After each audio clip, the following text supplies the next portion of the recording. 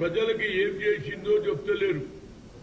ఇది NDA alliance కానీ NDA party కానీ మొదలేమన్నారు, హిమాచల్ ప్రదేశ్, కర్ణాటక, ఆంధ్ర, తెలంగాణ ఈ 3 రాష్ట్రాల నుంచి ఏటీఎం అంటే పైసలు వస్తున్నాయి అన్నాడు. అంతటితో ఆగలే. ఇప్పుడు కొత్త మాట కూడా చెప్తున్నాడు. ఏంటంటే రాహుల్ గాంధీ గారు కన్యాకుమారి నుంచి కశ్మీర్ వరకు నడిచి ప్రజల బాధలు తెలుసుకొని we come to the power, will conduct caste wise census. అంతటితో ఒకటి జిద్దిన హిస్సేదారి యుక్తి భాగీదారితో పాటు 50% సీలింగ్ కూడా ఎత్తేస్తా అంటే ఇప్పుడు అందులో కూడా చిచ్చు పెట్టాలని చూస్తున్నాడు.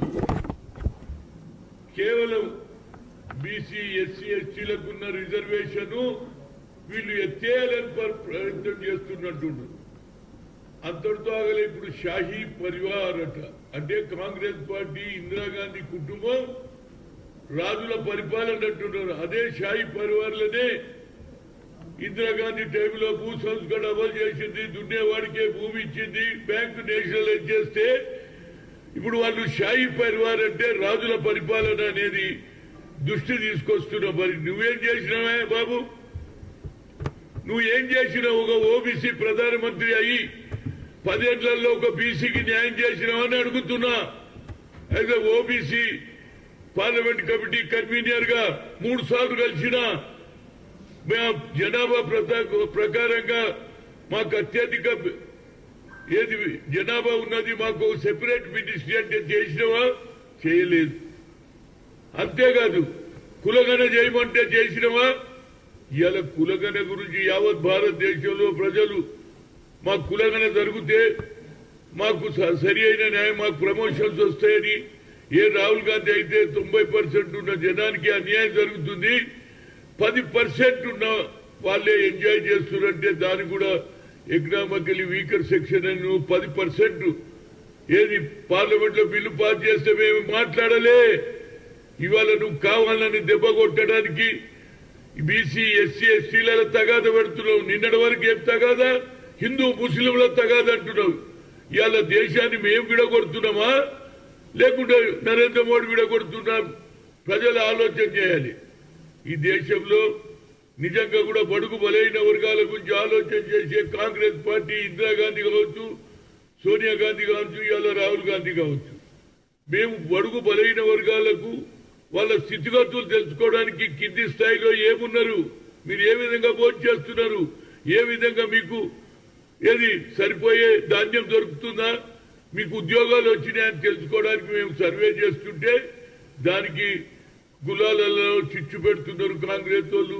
వీళ్ళు వచ్చేస్తే ఏది రిజర్వేషన్ మీకు ఎత్తేస్తారు, బీసీ ఎస్సీలదని.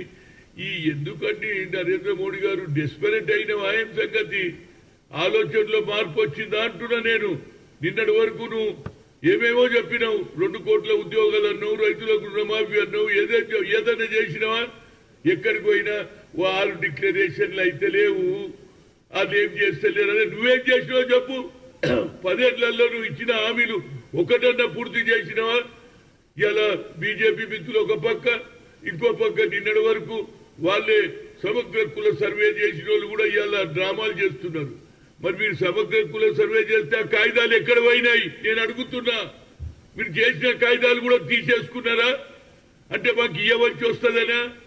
ఇవాళ రాహుల్ గాంధీ ఆలోచనను రేవంత్ రెడ్డి ఇంప్లిమెంట్ చేయాలని పొన్నం ప్రభాకర్ గారు అసెంబ్లీ లో తీర్పు పెట్టారు.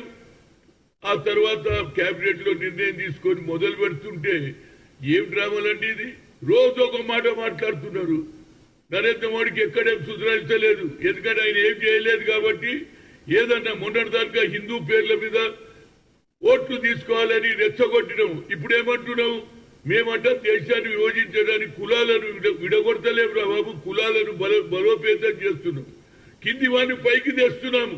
నువ్వు అన్నావు 25 కోట్ల జనాభానికి బిలో పావర్టీ నుంచి తీసుకొస్తాను, ఏదో 25 కోట్ల మంది ఎవరికి ఎక్కడెక్కడ తీసుకొచ్చినావు దానికి జవాబు చెప్తావా నేను అడుగుతున్నా. ఇవాళ వాళ్ళ కిషన్ రెడ్డిని అడుగుతున్నా, 25 కోట్ల మంది మీ ప్రధానమంత్రి అన్నాడు, ఎక్కడెక్కడ వాళ్ళకు అవకాశాలు ఇచ్చినావు? I have given a upliftment the down trodden people of 25 crores I have uplifted అన్నాడు. ఏడో చేసినావురా బాబు? 2 కోట్ల ఉద్యోగాలు ఎక్కువవి. అదే విధంగా ఏది 10 సంవత్సరాలలో నువ్వు ఏడుతున్నావు, ఇవాళ కూడా నువ్వు ఏం చేసినావు చెప్పవేందుకు? ఎంతసేపటికి రాహుల్ గాంధీ మీద, సోనియా గాంధీ మీద ఆరోపణలు. షాయి ఏది మకానే కదా, షాయి ఖజానా ఏదో మా షాయి రాజుల ఆరోపణ. పేదవారి గురించి ఆలోచన చేసే శక్తి ఇందిరాగాంధీ కుటుంబంకు ఉన్నది, అదే రాజీవ్ గాంధీకి ఉంది, అదే రాహుల్ గాంధీకి ఉన్నది. ఆయన ఒక మంచి నిర్ణయం తీసుకున్నాడు. తప్పనిసరిగా రేపు జరగబోయే జార్ఖండ్ ఎన్నికలు కానీ, మహారాష్ట్ర ఎన్నికలే కానీ తప్పనిసరిగా విజయం సాధించడానికి కేవలం మాట్లాడితే కరప్షన్. మరి మీ దాంట్లో కరప్షన్ ఉన్న వాళ్ళు నువ్వు తీసుకొని మంత్రి ఇచ్చినవా లేదా? వాళ్ళ మీద కేసులు నడుస్తుంటే నీ పార్టీలో తీసుకున్నావా లేదా? మహారాష్ట్ర నుంచి ఇద్దరిని తీసుకున్నావు, సుజనా చౌదరిని తీసుకున్నావు, సీఎం రమేష్ తీసుకున్నావు. ఇవాళ సీఎం రమేష్ పార్లమెంట్ మెంబర్ అయిండు, ఇంకో ఆయన ఎమ్మెల్యే అయిండు. నువ్వు అవినీతి గురించి మాట్లాడే అధికారమే లేదు నరేంద్ర మోడీ గారు. ఇప్పటికన్నా ఆలోచన చేయండి. నేను కూడా ఓబీసీ ఎంపీస్ తరఫున గతంలో ఏది మహారాష్ట్ర కూడా నిజాం స్టేట్ లో ఉండే నేను పోతున్నా. తప్పనిసరిగా ఏది షోలాపూర్ పోతున్నా, అదేవిధంగా యావత్ మైల్ కూడా పోతున్నా. 2 రోజులు, రేపు 2 రోజుల పర్యటన తర్వాత అదే యావత్ మైల్లో డిగ్రాస్ అనే ప్రాంతంలో మాణిక్రావు ఠాకరే గతంలో మా దగ్గర ఇన్ఛార్జ్ సెక్రటరీ ఉండే ఆయన దగ్గర కూడా వస్తున్నా. అదేవిధంగా మరి షోలాపూర్లో మన మాజీ గవర్నరు, అదేవిధంగా ముఖ్యమంత్రి చేసినటువంటి సుశీల్ కుమార్ షిండే గారితో పొద్దున మాట్లాడినా రమ్మన్నాడు. మన తెలుగు వాళ్ళు అక్కడ ఎక్కువ ఉంటారు కాబట్టి అక్కడ కూడా పోయి నేను తప్పనిసరిగా నరేంద్ర మోడీ చేసే అబద్దాలు, అదేవిధంగా రాష్ట్రంలో బీజేపీ వాళ్ళు ఇక్కడ ఏం మాట్లాడుతున్నారు, అక్కడ ఏం మాట్లాడుతున్నారు, అదేవిధంగా బీఆర్ఎస్ వాళ్ళు కూడా గతంలో అక్కడ పోయి పైసలు వంచిందా లేదా? ఏది ఓల్డ్ నిజాం స్టేట్ లో మీరు పైసలు వంచి మీరెందుకు వంచిరా పోయి పైసలు? మీరు ఆడ నాయకత్వం చేయాలని ప్రయత్నం చేసిరా లేదా? ఇవాళ మేము ఎన్నికలలో పోతుంటే మా దగ్గర మీ దగ్గర లేవు ఆ డబ్బులు. నరేంద్ర మోడీ కిత్తే కరోడో కిత్తే జగ బిజారే ఆ బోలే క్యా ఆఖరు షాయి ఖాన్దాన్ అంటాడు. ఎందుకురా బాబు ఇందిరాగాంధీ కుటుంబం మీద అంత కోపం నీకు? పేద ప్రజల గురించి ఆలోచన చేసి దున్నే వాడికి ఇచ్చింది, భూసంస్కరణ అమలు చేసింది. ఇవన్నీ కూడా కాంగ్రెస్ బ్యాంకుల నేషనల్ చేసిన పార్టీని అనవసరంగా మాట్లాడకండి. ఇచ్చిన వాగ్దానాలు ఏమిటి, ఏం చేసినా అది ఎవడే కానీ ఎలక్షన్లో పోతే నేను ఇది చేసినా, ఇల్లు కట్టించినా, బావి తవ్వి ఇచ్చినా, నీళ్లు ఇచ్చినా చెప్తా. వీళ్ళు అది చెప్తలేరు. ఎంతసేపటికి కాంగ్రెస్ మీద, రాహుల్ గాంధీ మీద, ఇందిరాగాంధీ మీద, రాహుల్ గాంధీ మీద ఆరోపడినప్పుడు మేమంట ఎస్సీ ఎస్టీలను విడగొడుతున్నామట, బీసీలను విడగొడుతున్నామట, రాజ్యాంగాన్ని కూడా తుమ్మలో తొక్కడానికి ప్రయత్నం చేస్తున్నాం. మేము అట్లా కాదు, రాజ్యాంగాన్ని రెస్పెక్ట్ ఇస్తాం. బాబాసాహెబ్ అంబేద్కర్ గాని, జ్యోతిరావు పూలే ఆలోచనను ఇందిరాగాంధీ గాని, రాజీవ్ గాంధీ గాని, రాహుల్ గాంధీ ఈనాడు ఇంప్లిమెంట్ చేస్తున్నారు. తప్పనిసరిగా ఈనాడు కాకుండా వచ్చే ఎన్నికల్లో రాహుల్ గాంధీ గారు కులగనగిన పూర్తి చేసి పెడితే యావత్ భారతదేశంలో రాహుల్ గాంధీ ప్రధానమంత్రి అయి తీర్తేనే పేద ప్రజలు, ముఖ్యంగా ముస్లిం సోదరులకు చెప్తున్నా, ఇది సమయం ఆసన్నమైందిరా బాబు.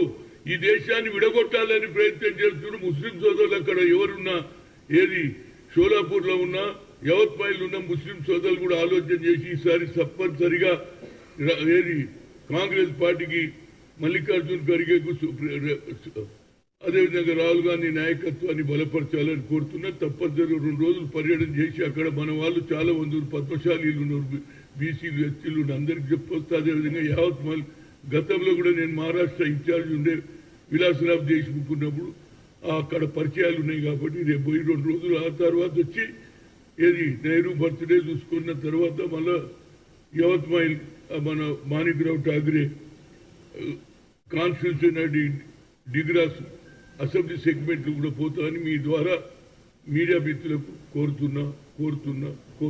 రైట్.